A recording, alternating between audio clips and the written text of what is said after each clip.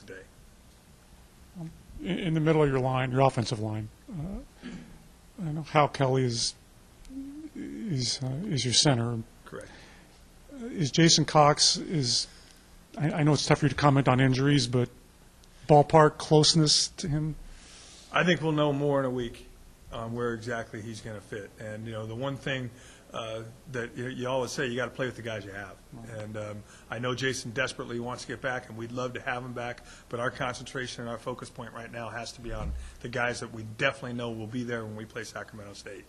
And then we'll make decisions as we go from that. Hal Kelly's done a tremendous job, probably better than we anticipated. If you ask me one of the biggest surprises at camp, he would probably be one of them. You've done some baseball in the past, and when you go into a baseball season, usually the pitching is ahead of the hitting. Is there an axiom for football? Is the defense usually ahead of the offense? Yeah, I would say usually, and I think a lot of people ask questions about the defense on Saturday, and that's tough because we don't Coach Lufer and we don't believe that we should spend an inordinate amount of time trying to beat our offense. So we line up and play what we play defensively, regardless of who you are. And in the option game for some of the pressure stuff that we were showing, that's advantage to the offense. That's what we want to see really from a defense is we want you to pressure us because we think we can make some plays if you decide to do that. So it's hard for our defense, other than the speed of the game, and like I said before, probably the most important thing that I thought we missed on Saturday was we didn't tackle well. If we tackled well, it probably would have been a little bit different. But structurally, schematically, we weren't scheming up our defense to play against our offense. We played what we played on defense.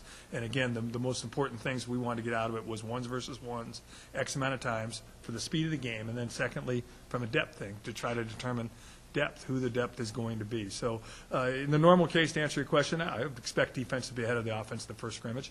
But because of what we do on offense and what we do on defense, that may not lead to the exact answer that I just gave you as far as how we play the game. Quentin Greenlaw and Kenny Jackson, I know they're both young. Quentin's a second year, and Kenny's a redshirt freshman. Is there room for both of those guys on the field, or are they locked into the same position?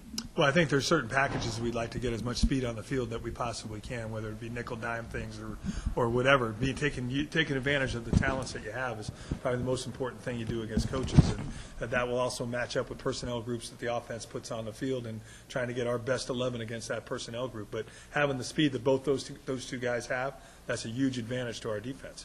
And Quentin, Kenny's a little bit more natural in his picking up of the game of football, just playing the game. If we didn't say anything in the huddle and the ball was snapped, Kenny instinctively would get to the football. Quentin is a guy that has a tremendous amount of athletic ability, but really has to learn what he's looking at, how to look at things, to see things, and then react to them. So it's been new for Quentin, and I think the spring helped him immensely. And he's come back with a whole different attitude towards the game of football, and I think that's helped him get in the ballpark where he's competing with Kenny. But there will be times when both of them will be on the field. Pretty much everyone asked my question, but I guess can you just update us as far as injuries with Brandon and Jordan, and just kind of update us on when they'll be back full speed? Well, we hope to get Brandon, back, within the next couple of weeks. I don't anticipate him being able to play versus Sacramento State.